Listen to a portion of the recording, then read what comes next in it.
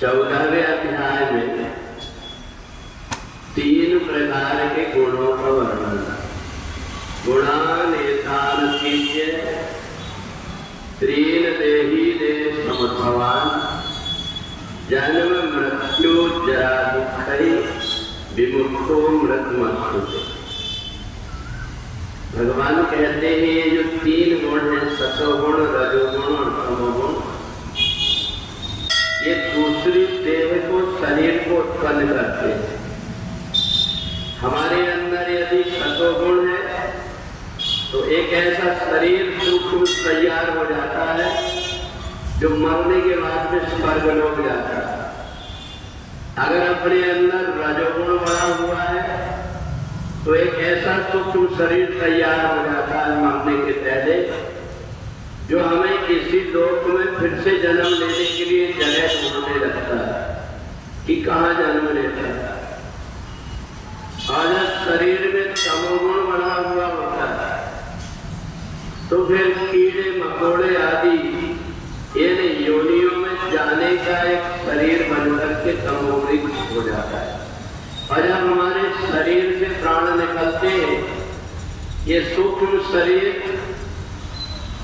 जब तक शरीर नहीं मिलता तब तक के इधर उधर भटकते रहता है। और इसलिए अगर सतोगुण बना हुआ है, हमने जीवन में अच्छे कर्म किए, हमने जीवन में किसी को सताया नहीं, किसी की हिंसा नहीं किया, किसी को धोखा नहीं दिया, किसी की निंदा चुगली में हम नहीं रहे, तो हमारा ये सतोगुणी शरीर मरने के पहले जीवात्मा को दिखने लगता है। और जब उसका चेहरा अपने सूक्ष्म शरीर को देखता है तो प्रसन्न हो जाता है। इसलिए बहुत से व्यक्ति जब प्राण निकलता है ऐसा लग रहा है कि वो मुस्कुरा रहा है, और वो उसका सूक्ष्म शरीर देख करके चले जाता है और फिर से जाकर के स्वर्गलोक पहुंच जाता है। वहां जाकर के जितने पुण्य कर्म किया, जितना दान धर्म किया, जितना दूसरों की मदद किया, उतना उसको सब प्रकार का सुख और वैभव। ऐसा मान लीजिए कि एयर कंडीशन का रूम जैसे कहीं व्यवस्था हो जाती है, ऐसी व्यवस्था स्वर्गलोक में होती है उस व्यक्ति के लिए जिसके शरीर में सतोगुण बना हुआ है। और हमारे शरीर में सतोगुण कब बढ़ता है? जबकि हमारी इंद्रियां परमात्मा में लगी हुई हो, हमारे कान से, हमारी आंख से, हमारे पैर और हाथ से हमने कभी किसी का कोई बुरा नहीं किया, तो हमारे अंदर का जो सतोगुण शरीर है प्रकाशमय होता है। और वो दिव्य शरीर आत्मा से जैसे ही शरीर अलग हुआ वैसे ही आत्मा अपने स्थान पर स्वर्गलोक में चली जाता है। परंतु वहां भी जाकर के ज्यादा प्रसन्न होने की बात इसलिए नहीं होती क्योंकि वहां बैंक बैलेंस जितना उतने समय तक स्वर्ग में रहने को मिलता है। इसके बाद में चिन्ने पुण्य लोकम विसंत पुण्य क्षीण हुआ और उस व्यक्ति को इस मृत्यु लोक में भेज देते हैं।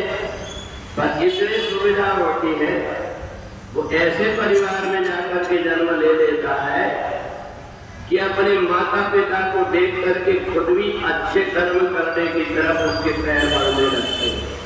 और ये उसको सुविधा मिलती है और यहाँ आकर के उसको ये ज्ञान होता है कि जितना भी सुख और वैभव है जीते जी का है, इसलिए मेरा आत्मोद्धार हो जाए, इसलिए समझ करके व्यक्ति कर्म करने लगता है। रजोगुणी जो व्यक्ति होता है उसके अंदर अच्छाई और बुराई दोनों होती है।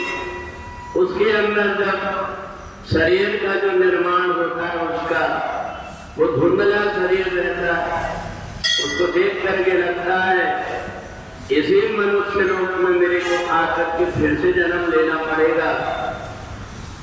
और आज मैंने जिस चीज का दुरुपयोग किया शरीर का किया है तो शरीर कई प्रकार के रोग से ग्रसित होगा।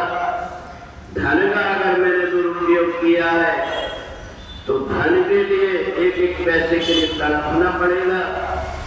जो कुछ भी किया हुआ है व्यक्ति ने वो उसको मारने के पहले दिखने लगता है, इसलिए वो भयभीत हो जाता है। मेरे पास मौका था, मैंने अच्छा कर्म नहीं किया।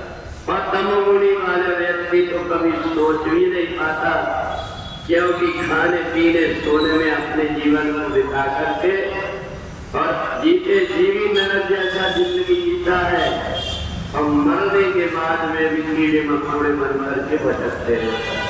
इसलिए ये जो मनुष्य शरीर मिला है, इसको प्राप्त करके एक व्यक्ति वो होता है जो गुणातीत हो जाता है। सत्वगुण, रजोगुण और तमोगुण तीनों से परे होकर के आत्मा में आनंदित होने लगता है, साक्षी मात्र बन करके कर्म करता है और जितने भी कर्म करता है कृष्ण अर्पणमस्तु करके कर्म के बंधन से छूट करके मुक्ति को प्राप्त कर लेते हैं। बोले वृंदावन बिहारी।